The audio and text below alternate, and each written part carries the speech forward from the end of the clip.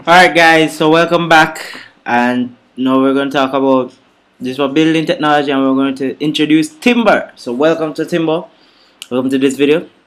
So here we go. So here we have a small introductory video you guys can watch, so just pay attention for your humor. Hey, wouldn't it be nice to make the people the likes of you, the likes of me? We can do it very easily, we barely even have to try. Let a little time go by, and pretty soon before we know it, suddenly the two of us are 1, 2, 3, and there we see our triple tree. Soon the score is up to 4 or more as all the little branches grow. That's the way it's meant to go, and there's no way I'm gonna slow it.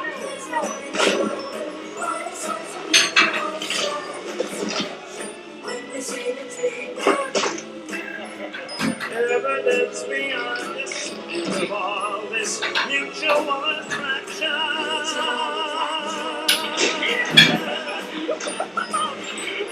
Nothing is as lovely as a people tree. I think that we will all agree of the miracles that God created. Rated #1 would have to be the people tree.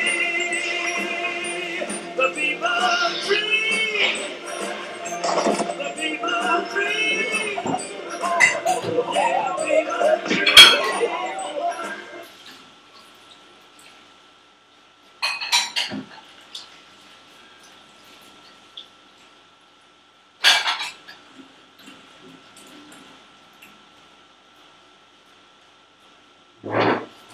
Alright, so I hope you guys found that very humorous. So that's just an introductory video showing you about different funny accidents that happen. But today's class, as you can guess, we're talking about timber. And for today, we're going to understand what is meant by the words wood and timber, differentiating between hardwood and softwood trees, and list and explain the parts of a tree. So here we go. List the properties of hardwood and softwood tree, and explain properties of hardwood and softwood tree. So wood. Wood is the organic matter obtained from trees. Simple, basic, that's pretty much it. So wood is exactly what we get from trees itself. When you cut down a tree, the material that we get is known as wood. The organic material that we get is known as wood. Timber now is wood, which is the organic matter obtained from trees that is used in building or carpentry. So wood is is what we get from the tree itself. So like you exactly cut down a tree, you get wood. But when you begin to use it now for building, construction, carpentry, engineering, that sort of stuff, then it becomes timber. The source of timber supply is the trees in the forest. So the source of timber is trees. So you go to hardwares like lumber depot, they would have a large stock of wood which would be used for engineering or technical use. So like timber, wood which is suitable for building, carpentry, or various engineering and other purposes. So there are two classifications of trees. You have hardwoods and softwoods. So hardwood trees have broad leaves, usually grow flowers and fruits, and grow through a period of dormancy in the winter. So your big leaf trees with a whole heap of veins in the leaves, and they're the ones that have fruits and flowers, and whenever Christmas time, winter time come up, you see the leaves begin to change color, they start bearing fruits, stuff like that. And you have examples like mahogany, teak, oak, birch, but other examples be like mango trees, apple trees, pretty much any tree that we typically see around that have these characteristics. Softwoods now are needle-bearing trees or conifers that are usually evergreens. So these are trees that are green all year round, regardless of the weather or the season. And their leaves tend to be needle bearing, not broad, needle bearing. So they tend to be fine, pointy, stuff like that. And they grow things like conifers, cones, pine cones, stuff like that. And examples of these are cedar, pinewood, and redwood. So here I have examples of hardwood trees, and these are examples of mahogany on the right, on the left. You have some examples of teak here on the right. You have oak. Tend to see a lot of these overseas. You have birch trees here. And here are some examples of softwood trees. You have cedar trees, pine trees, redwood trees. I see the similarity of how they look. They tend to have the same shape, that triangle looking shape. Christmas tree kind of vibe, I think. And now we're going to go into the parts of the tree, and we're talking about the inside now. So we have the pith, the heartwood, the sapwood, the vascum cambium, the ray, the growth ring, the bark, which have the inner and the outer bark, and inside the inner bark you have two layers, the secondary phloem and the cork cambium. So these are the different parts. So we're going to go into an explanation of some of the main and more important parts that you tend to need to know for exam purposes and for future knowledge. So the pith, also known as the medulla, is the innermost central portion or core of the tree. So that's the centerpiece, the center core. The heartwood is the inner annual ring surrounding the pith. So the pith being the center, the heartwood are those inner annual rings around the pith. So they're the first set of rings. So this would be the heartwood. The darker brown section, this right here would be the heartwood. The pith would be that piece right dead in the middle. And this darker brown would be the heartwood. The sapwood are the cuter annual rings between heartwood and the cambium layer. And here you have the sapwood right here. So it's the lighter brown area on this diagram that go around. The cambium layer is the thin layer of sap between the sapwood and the inner bark. I'm bringing it back now to this diagram. The cambium layer being right around right here. So you have the inner bark, which begins here, and the sapwood would be that thin layer in between it. Is there a vascular cambium? Yes, same cambium layer. And the inner bark skin, there's the inner skin or layer covering the cambium layer.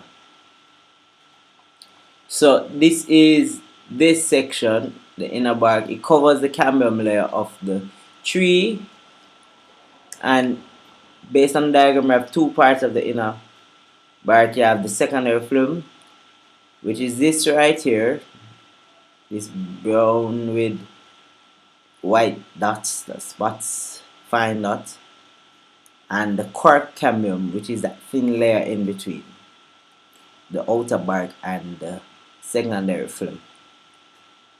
And the outer bark, the outer skin, are the covering of the trees. Then you have the medullary rays, the thin radial fibers extending from the pith to the cambium layers. So these would constitute as the medullary rays, extending from the pith outer to the outer bark to the cambium layer. And also you have the annual growth rings, which go right around from the heartwood going around, and these help to tell the age of the tree, where it's really the growth of the tree as it extends outward. So the tree grows from inside, from the pith turns to heartwood turns to sapwood, and grows outwardly. And here we have a video talking about hardwood and softwood. Hello, I'm Simon Whistler. You're watching the Today I Found Out YouTube channel, and in the video today we're looking at the surprising truth about the difference between hardwoods and softwoods, and I promise this one is actually really interesting.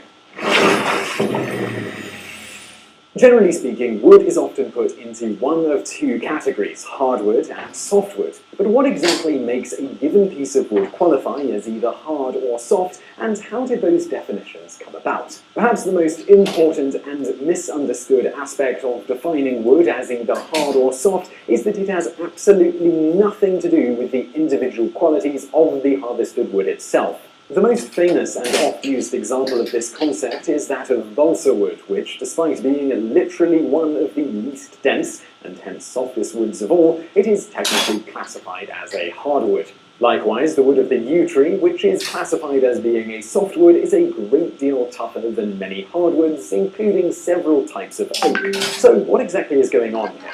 Well, the basic answer is that classifying a wood as either hard or soft is entirely dependent on the seeds produced by the tree it comes from. If the seeds have some sort of covering when they fall from the tree, be it in the form of a shell or fruit, then the wood of that tree will be classified as hardwood. On the other hand, if a tree produces seeds that are simply left to the elements when they fall to the ground, then the wood harvested from it will be classified as a softwood. The technical term for a tree that produces seeds sans any sort of covering is gymnosperm, a term derived from ancient Greek which literally translates to naked seed. In regards to the trees that produce covered seeds, the technical term is angiosperm, a word that is again taken from ancient Greek and roughly translates to vessel seed, or more aptly, seeds contained in a protective vessel. As previously mentioned, angiosperms include any tree that produces fruit, as well as any tree that produces seeds protected by some sort of shell, like an acorn. According to the Dawn Angiosperms by Jing Wang, the term angiosperm was first coined way back in 1690 by German botanist Paul Hermann, who coined it as a way of classifying members of the plant kingdom by the only thing they all had in common: seeds. Although the terms hardwood and softwood are in no way related to the toughness of a given piece of wood, it is noted that, for the most part, hardwoods are usually harder than softwoods. This leaves the obvious question of how exactly one classifies how hard a piece of wood is. The most common way is using something known as the Yankauer hardness test, which has been an industry standard since 1906. This involves measuring the average amount of force required to embed a 0.44-inch steel ball to half its diameter in some type of wood, with the average used, so that the difference in hardness between heartwood and live edgewood doesn't skew things too much. It is also distinguished via side hardness and end hardness, whether this test was done on the surface of a plank, the side, or on the cut surface of the stump, which is end hardness. Most of the time, the numbers you'll see quoted here are referring to side hardness. The Yankauer test itself is the brainchild of one Gabriel Yankauer, who came up with it after being asked by the Department of Agriculture to find an objectively and scientifically sound way to measure the hardness of a piece of wood. For the curious, according to the Yankauer test, the softest wood in the world belongs to the Cupo tree, which has a rating of just 22 lbf, pounds force, making it drastically softer than balsa wood, which has a higher but still very low rating, as you'll soon see, of 100 lbf. Interestingly enough, like balsa wood, Cupo wood is also classified as a hardwood. The hardest wood is said to come from the Australian bull oak tree, which has a staggering rating of 5,060 lbf. For reference, a commonly worked with type of wood that is generally considered very hard is hickory, which rings in at 1,820 lbf. Wood from the bull oak is difficult to come by, so not often worked with, though woodworkers who've had the chance often describe it as being like a rock. However, this is relative to many other woods. In truth, it can be cut with a regular old handsaw. It just takes a lot more time and effort than most commonly worked with woods.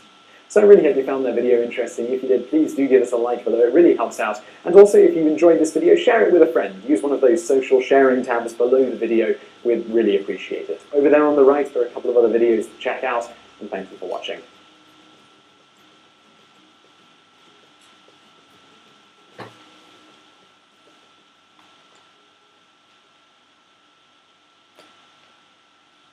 So that was a video on hardwood and softwood. Hello, And this was a revision activity which we already did in class, so we really have to know that. So you have the two classifications, hardwood and softwood, the parts of the tree, C being the pith, D being the heartwood, E being the sapwood, B being the medullary rays, A speaking about the annual growth rings, G being the outer bark, F being the inner bark. And so vascular cambium, or aka the cambium layer, of the different types of trees: mahogany, teak, oak, birch, cedar, pine, redwood. And that pretty much sums up our lesson for this period for introduction to timber. As I said, it's an introduction. So I hope you guys enjoyed it. I hope you guys learned a lot, and look out for the next one as you guys prepare for exams coming up. All right, all the best.